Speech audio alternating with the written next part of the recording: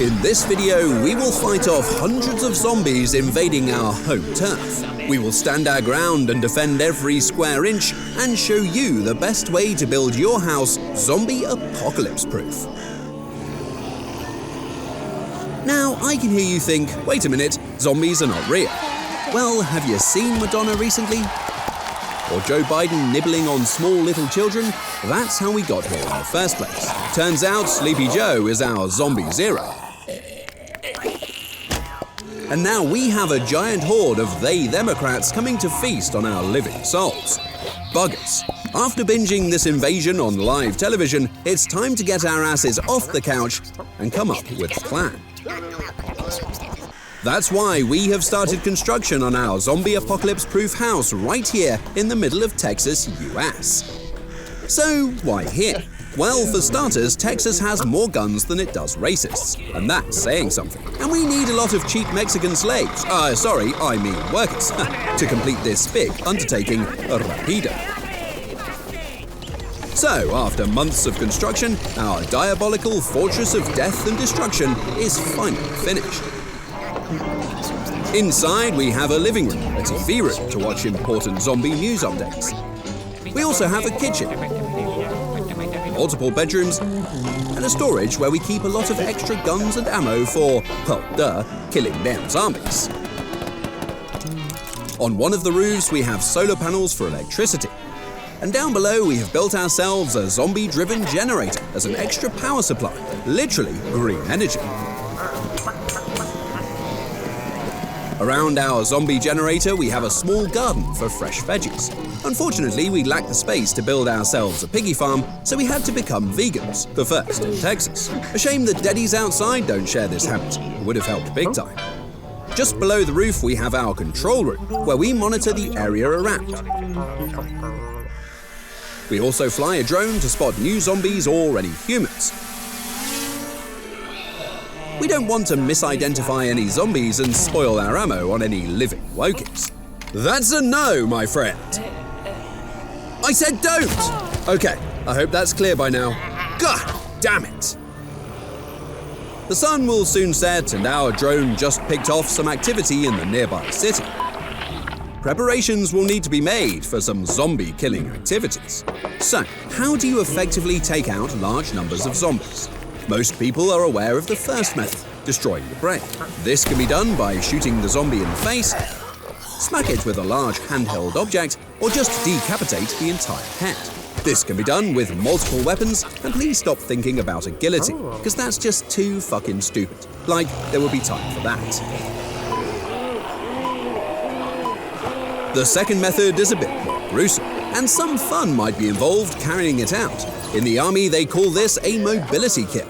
Basically, if you destroy enough of the zombie that it cannot move itself around, it's no longer a threat. If you splatter bonus the zombie with your car, points. If you fuck blast the zombie with a grenade or mine, points. If you're over 300 pounds and you sit on one, points. Although it might still bite you in the ass and turn you, so maybe forget that last one. By now, the first wave of zombies has reached the Ring of Fire, a large circular ditch that can be, well, surprise, surprise, set on fire at any time. It should take care of a lot of zombies in case of an assault by a large group from any direction. This is the outer defense line of our stronghold. If the fire did not fry their precious brains, we could still snowplow any leftovers. Inside the ring, you should have a large empty field with barbed wire and anti-personnel mines or anti-zombie mines, you pick. So, for every zombie not consumed by the flames, did not step on any mines, and bypassed the barbed wire somehow, there is still an open field between the outer defense line and the stronghold itself. It could take a long time trying to describe how you should manage this section of the zombie-killing parkour. But everything that bears a close resemblance to Omaha Beach, Normandy, 1944, should do the job.